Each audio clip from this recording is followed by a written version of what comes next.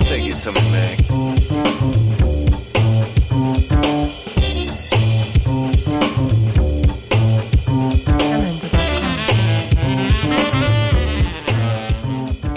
Dans ce dernier temps, nous allons parler de la mesure d'impact et je vais appeler à ce titre Guillaume Abel, directeur général adjoint de Mirova. Peut-être pour introduire rapidement le sujet, effectivement, la mesure d'impact est d'ailleurs un sujet qui me tient à cœur. On a vu les pouvoirs publics beaucoup travailler et œuvrer sur le sujet. Il y a eu la taxonomie au niveau européen, également la CSRD. Et dans le sillage de ces réglementations, on a vu tout un tas de fintech faire florès sur justement le calcul de ces mesures d'impact et l'élaboration de multiples indices ESG. Et justement, ma question est celle-ci. Quelle est la réalité aujourd'hui de ces indices ESG, tant on constate aujourd'hui leur hétérogénéité, hein. Il y a au moins une centaine de fintechs, encore une fois, qui travaillent sur ce sujet. Chaque asset manager a sa propre grille de scoring propriétaire. Et puis, finalement, quand on gratte un peu, en dessous, on retrouve, en termes de data provider primaire, toujours les mêmes, Morningstar, ISS, etc. Donc, quelle est la réalité de ces indices ESG, Guillaume Abel, et demain, pourrons-nous aboutir à une méthodologie commune ? Merci beaucoup, Valentin. Donc, Mirova, peut-être pour la présenter très rapidement, c'était une société qui a été inventée il y a 12 ans par Philippe Zawati, justement pour avoir de l'impact et pour pouvoir contribuer à limiter les risques liés notamment au dérèglement climatique. Et c'est quelque chose de très important et il faut qu'on arrive à pouvoir lever de plus en plus de fonds pour que ce soit pour financer la transition énergétique. On a parlé beaucoup de capital naturel, de biodiversité, sont des sujets importants. Pour pouvoir avoir cette redirection des investissements, il y a plein de choses qui comptent, qui sont importantes. Je pense que ce qu'on a dit depuis ce matin, c'était vraiment très intéressant de sensibiliser à la fois les institutionnels, mais beaucoup plus largement pour pouvoir faire investir dans ce type de choses qui ont des impacts. La réglementation évolue plutôt aussi assez positivement. Et on voit par exemple l'article 29 de la loi énergie-climat, on voit Solvency 2, on voit pour les sociétés de gestion SFDR qui a a fait beaucoup évoluer les investissements vers plus d'investissements ESG.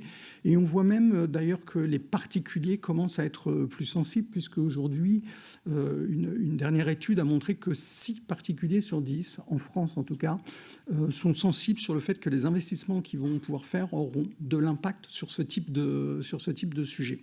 Bon, maintenant, et c'est la question de Valentin, c'est qu'on manque vraiment aujourd'hui de standards, de data, de méthodologie pour pouvoir le calculer de manière très concrète et pouvoir donner des choses, des motivations concrètes aux investisseurs pour pouvoir le faire.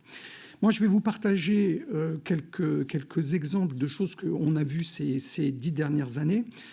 Est-ce qu'il faut créer une agence de notation européenne ? Est-ce qu'il faut des initiatives de place ? Il y a plusieurs options. Je pense qu'on va en discuter. On va en discuter juste après.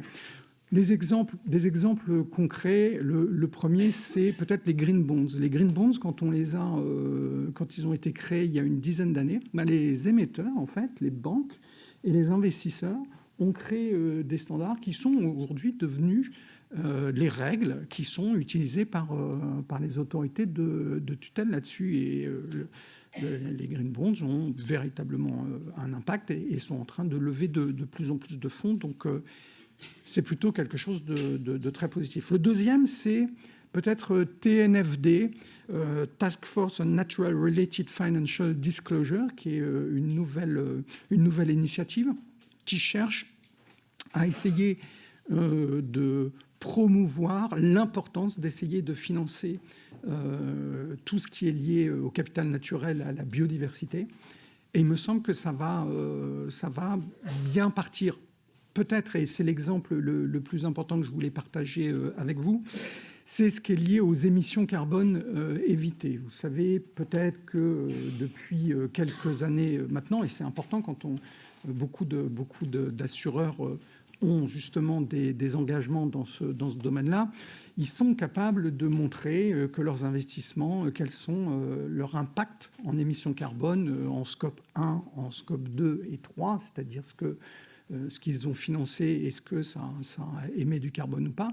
Mais il y a un scope 4 qui est quelque chose de très important, qui sont les émissions évitées. Quand on construit une éolienne, effectivement, construire une éolienne, ça a une empreinte carbone. Mais après, ce qu'elle génère comme énergie, c'est une énergie très clean qui nous permettra effectivement d'avoir moins de carbone. Même chose pour les voitures électriques. Et donc, Mirova, il n'y avait pas de standard de calcul, et donc c'était chacun calculer de sa manière la façon dont on allait éviter l'émission. On s'est associé avec Robeco, avec Edram, dernièrement, pour créer un standard qui deviendrait mondial. Et il y a une vingtaine de sociétés de gestion dans le monde qui viennent de nous rejoindre, du Japon aux États-Unis, justement, pour créer ce standard de calcul qui sera dorénavant utilisé par des grands data providers qui pourront permettre d'avoir quelque chose qui soit très concret et utilisé par tout le monde. Merci beaucoup, Guillaume Abel, pour cette introduction. Tu peux prendre place. Alors, ma première question, effectivement, je reviens peut-être un peu sur la tension entre, d'une part, les acteurs du privé qui proposent des grilles de scoring propriétaires parfois de plus en plus précises, de plus en plus abouties, de plus en plus challengeantes, et d'autre part, aussi ce besoin de standardisation, par exemple, comme vous l'évoquiez sur le scope 4, aujourd'hui, qui donne un peu lieu à beaucoup d'interprétations. Et pour cette fois-ci, je vais donner la parole à Martin Landais en premier, puisque, comme on l'a dit, les pouvoirs publics ont déjà énormément œuvré sur ce sujet. Peut-être faire un retour dessus, et puis votre retour à chacun sur cette perception et sur ce besoin de standardisation. Effectivement, merci Valentin. On a beaucoup œuvré, et il y en a même qui disent qu'on a trop œuvré, avec une avalanche de textes que personne ne comprend, dont personne ne mesure finalement la nécessité. Et donc je crois que c'est quand même, vous parliez de tension, il y en a un peu à tous les étages quand même, de la tension entre est-ce qu'il faut une standardisation, et alors même que dans le même temps on nous dit qu'il y a déjà une profusion de textes auxquels personne ne comprend rien. Et effectivement, enfin je ne sais pas s'il y a une profusion, mais en tout cas il y a eu un certain nombre de textes qui ont été faits. Il y a eu un dictionnaire avec la taxinomie, il y a eu une grammaire avec la CSRD. Dans le secteur financier, il y a évidemment SFDR, dont la France a demandé la révision précisément pour permettre que les articles 8 et 9 soient attachés à des choses beaucoup plus précises et rigoureuses que juste finalement de l'auto-enrôlement par un certain nombre d'acteurs. Donc je crois que voilà, le rôle des pouvoirs publics, il est là, de fixer le cadre conceptuel de manière relativement précise, parce que quand vous regardez la taxinomie, quand vous regardez CSRD, quand vous regardez SFDR, il y a quand même un certain nombre de principes qui sont posés. Et ensuite, je crois qu'il faut aussi laisser les acteurs se l'approprier, le secteur privé se l'approprier. Il y a un certain nombre d'initiatives qui sont menées par pas par les pouvoirs publics stricto sensu, mais par des agences publiques comme l'ADEME avec ACT. Il y a des initiatives SBTI, il y a voilà, je crois qu'il n'y a pas de... Est-ce qu'il faut une standardisation? Je pense qu'il est trop tôt pour le dire. Il y a, la standardisation, elle s'est faite au niveau de la compréhension et de la perception de l'ensemble des facteurs à prendre en compte. Et donc je pense que là, on est plutôt dans une logique côté pouvoir public de pause et de digestion pour l'ensemble des acteurs. Merci. Alors, ce besoin de standardisation, je vais peut-être aussi le préciser. On le sait aujourd'hui, pour un même actif financier, qu'il s'agisse d'un OPCVM ou d'un fonds non coté, avec finalement deux fonds assez similaires, on va pouvoir observer des scorings ESG très différents, que ce soit d'ailleurs à travers la SFDR qui est réglementaire ou à travers un score de 0 à 10 proposé par tel AM. Et ma question, c'est effectivement, pour le moment, on a beaucoup demandé aux entreprises, le déploiement de la CSRD, on le voit, on est extrêmement mobilisé sur ces sujets, naturellement. Hier, c'était la taxonomie. Et est-ce que la création, justement, prise en charge par les pouvoirs publics, quel que soit leur niveau, par exemple d'une agence supranationale, on pourrait l'imaginer européenne par exemple, qui viendrait standardiser cette donnée, faire en sorte une sorte de Moody's ou d'ISS public. Est-ce que cette idée vous paraît viable? Et je vais vous poser cette question, Thierry Langrenay. Alors, sur le contexte d'abord, il faut bien garder en tête que ce domaine de l'ESG ouvre une nouvelle double complexité. La première complexité, c'est que le reporting financier, c'est facile. Ce sont des chiffres. Vous alignez le compte d'exploitation, le bilan, et normalement, il n'y a pas d'ambiguïté sur les chiffres, ou très peu. Dans le reporting extra-financier, on est sur des lettres. On est sur énormément de wording parce qu'on décrit des plans d'action. Les quelques chiffres, ce sont les trajectoires d'émissions, ils sont, en tout cas sur l'environnement, ils sont minuscules. L'essentiel du reste, ce sont des lettres. Et les lettres, c'est par définition sujet à sélection et interprétation. Donc c'est là où réside la complexité. Deuxième différence avec le financier, c'est qu'en ESG, on regarde le futur. En tout cas, on devrait regarder le futur, parce que les objectifs de l'accord de Paris, c'est à 2030 et à 2050. La compta, on regarde le passé. Et quand vous parlez à l'IS Board, on l'a fait, de l'éventualité d'intégrer un indicateur de valeur actualisée des flux climat dans la compta, même extra-financière, etc., c'est no way. No forward-looking statement. Donc, par nature, par construction, le reporting ESG est plus complexe. Il y a des études académiques qui ont vérifié la corrélation entre le cours de bourse et la performance ESG mesurée par différentes agences de rating. La corrélation est nulle sur le critère E, elle est nulle sur le critère S et elle est bonne sur le critère G.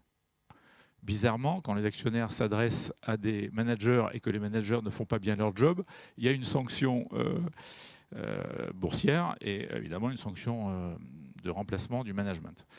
Donc on a une vraie difficulté objective. Est-ce qu'on peut s'en tirer par une base de données commune?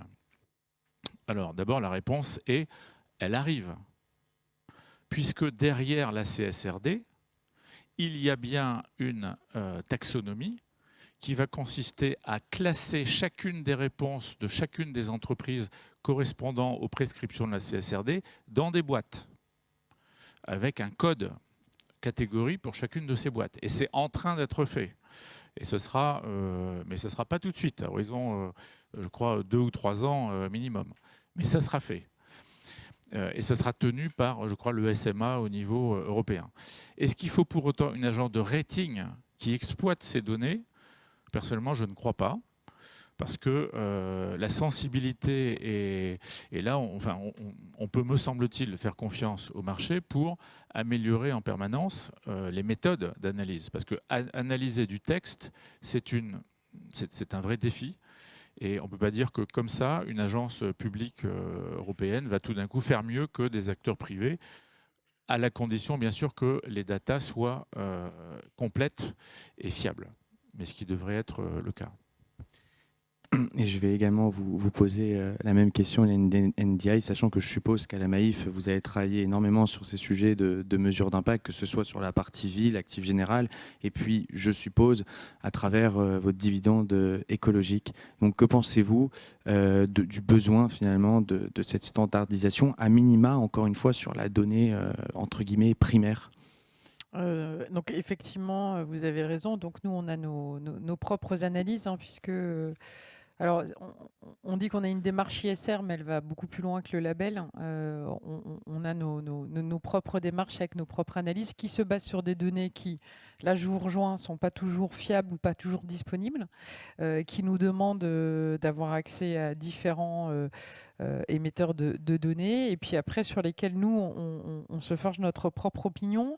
Donc s'il y avait quelque chose de standardisé, évidemment, ça serait plus simple. Mais quand on veut le faire, on y arrive quand même extrêmement bien. Et puis, il y a quand même, à minima, et c'est ça qui manquait cruellement dans le label ISR, mais ça a été corrigé, on peut quand même à minima exclure certaines activités. Ça, c'est toujours faisable. On peut toujours à minima quand même savoir que dans certains secteurs et certaines entreprises ont des impacts négatifs. Donc, je ne crois pas qu'il faille attendre qu'il y ait une standardisation. Et puis moi, par contre, ce que j'attends, c'est qu'il y ait une correction sur la valorisation économique des impacts sur la planète. Parce que tant que ça n'y est pas, on va rester dans ce modèle économique de court terme. On l'a vu pendant la guerre en Ukraine, par exemple. Au début de la guerre en Ukraine, il était très intéressant d'aller investir dans le pétrole. Et nous, effectivement, on peut considérer qu'on a perdu des produits financiers puisque on a complètement exclu le pétrole de nos investissements. Mais ça, c'est pas corrigé dans nos trajectoires. De la même manière, dans Solvay 2, on pourrait imaginer que pour les assureurs, il y a une différenciation selon l'impact de leur investissement sur le capital à immobiliser.